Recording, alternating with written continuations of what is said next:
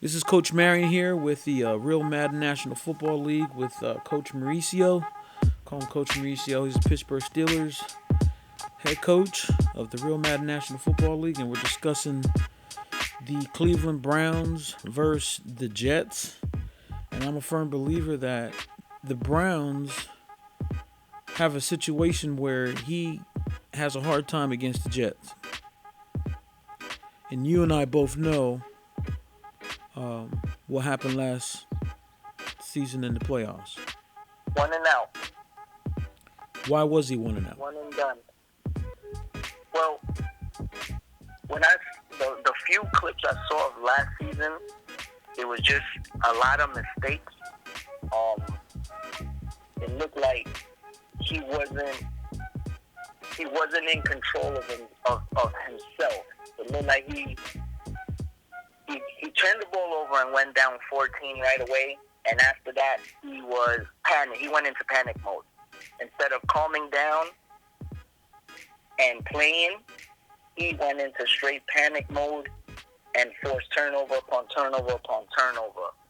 And that was it. He has two game styles, and he used the one in the playoffs that he didn't use all year. Which because was? He literally a gunslinger. He with you calling the plays and coaching him through all these games, you've made him a possession player. Well, guess So what though? hold the ball. Well, guess what though? I didn't really coach him. I didn't have enough time to coach him. By the time I started coaching, it was too late because the first play he ran, and then he threw an interception. He got the ball back again, threw another interception, and before I knew it, he was down 14-0. And it was 21. He was down 21 points, and then you know what? In the second half, I thought he was going to just come down and change the whole game, and he threw another interception. So I never really got to coach that game. Yeah. I did not call one play on that game. It was too late. I mean, again, you could tell. You could tell the difference when he's playing with you by his side and when he isn't, though. Simply because it's two different styles. It's completely two different styles. One is a ball control, smart football. If you don't need to do it, don't do it. I'll rather punt the ball than create a turnover on 3rd and 5. And let's just stay to the game plan and let's still just run the ball and see if we get that first down.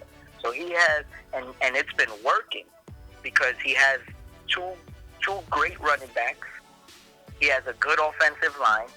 He has the weapons on offense basically for people to back off and not press on him and not bring 7-8 people into the box because you have Landry, you have Beckham, you have that other young, I don't know his name, but he has a young rookie receiver with like 96 speed. He has a few receivers with 94 plus speed. So even though he's running, you got to be worried about that play action or that one tight formation that he still goes deep. You're talking about Jalen Rieger. Yes, I think that's his name. Yeah, so he has playmakers on his team. His offense is one of the top offenses in the league. If he was to be a gunslinger, he could out-gunsling the Chiefs at this point. In my opinion, the only advantage the Chiefs would have over the Browns team would be Mahomes. But his quarterback ain't bad at all. But again, he has weapons similar to the Chiefs style. And then he got two running backs. Chiefs don't got running backs. So you have a crazy stacked offense that could change the game with one play at any moment. Right? But when you're coaching him, he's sticking to the game plan and he's running and he's passing. He does a quick pass here out, gets the first downs. He reads the defenses. Hey, listen, that don't look like you should do this. Audible out. Do a quick out here. His cornerback ain't pressed. You could get that 5-yard out. You could get that 7-yard out, and let's keep it pushing. Well, let me ask you So this: he has. you don't think that it's going to be the same type of game when we go against the Jets? If you're coaching them, I think it's going to be less of a damage. But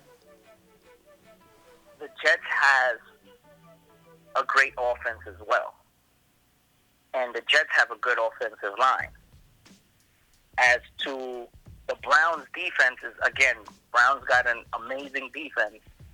That team, offense and defensively, is stacked. On both sides of the field, they could dominate anybody.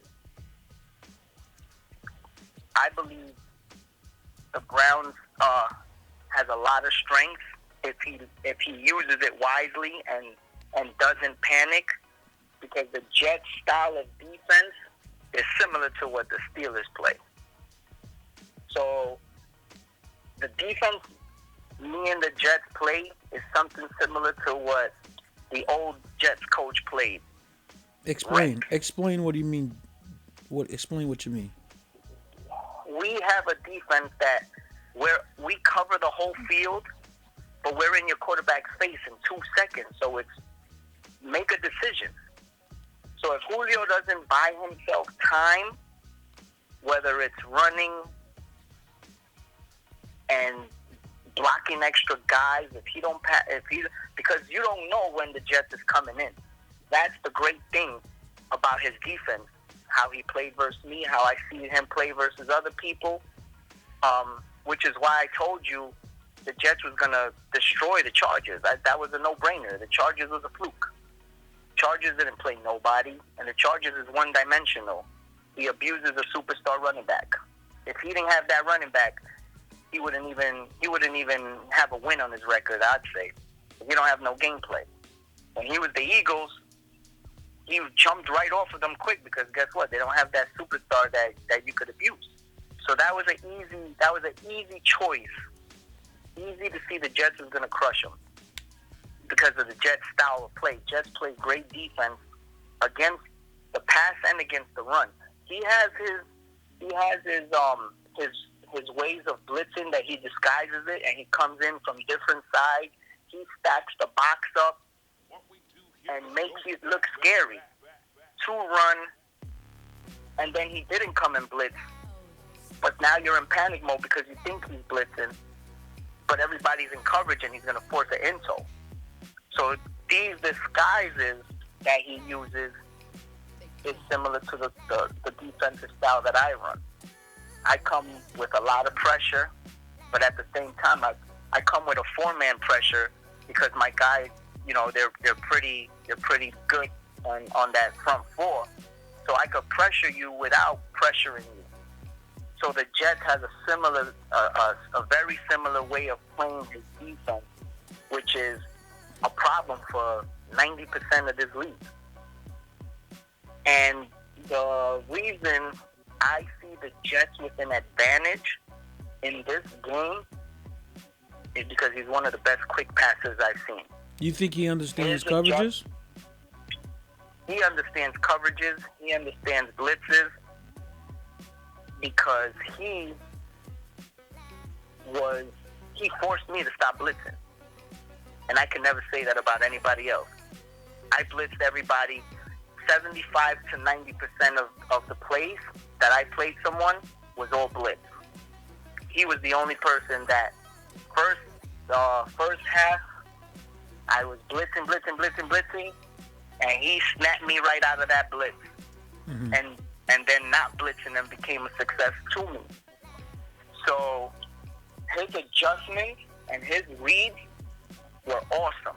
I shut his run down, and I made him one-dimensional. I wanted him to pass. And when I got him to come into my game style, he made me switch up my game style because I couldn't blitz him no more. Because every time I blitzed him, he was dumping it off for 5 yards. But if you dump it off for 5 yards 2 or 3 times, you got a first down. Right. So I had to switch it up again. And that's the great thing with the Jets. He knows how to adjust his defense and offense. So that's the only problem I see that the Browns will have. And Well, you don't the think Browns that just, I'm gonna be able to make adjustments? yeah, you will. Okay. It's not going to change the outcome. Okay. 'Cause I think his offensive adjustments are great. I mean, I don't think it's gonna be a blowout like last year, if that's your question. I think it'll be a closer game, and mainly because I know you're gonna come out, and if the Jets wants to win, you're gonna come out running the ball. So there you go. You heard it from the head coach of the Pittsburgh Steelers, Mauricio. Just tune in February 26th at 8:30 Eastern Standard Time. And we'll see what happens as the Jets take on the Cleveland Browns. And don't forget to place your votes. Get 5 progression points. And the point spread is 6.5 to the Cleveland Browns, who struggle against the Jets. So let's just see if that could be changed. That's another episode of Let's Talk About It, presented by Julio and Coach Marion.